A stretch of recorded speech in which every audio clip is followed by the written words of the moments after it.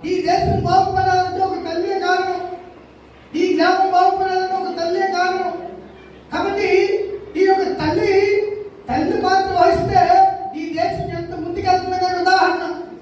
ఒక నరేంద్రుడు స్వామి వివేకానందగా తయారయ్యాలంటే తన తల్లి భువనేశ్వర్ దేవి. అదేవిధంగా ఈ దేశాన్ని రక్షించబడినటువంటి ఛత్రపతి శివాజీ ఆ స్థాయికి వెళ్ళాలంటే అది ఒక తల్లి జీజాబాయి. అటువంటి తరంలో మనకు అబ్దుల్ కలాం కూడా తయారైంది తన యొక్క తల్లి ఆరు చేతులు. కాబట్టి మనందరం కూడా తల్లిదండ్రులందరూ కూడా తల్లి పాత్ర వహిస్తే ఈ దేశానికి మన పిల్లలు ఖచ్చితంగా మనం రాసేవాళ్ళ రోజుల్లో నేటి బాలలే రేపటి పౌరులు.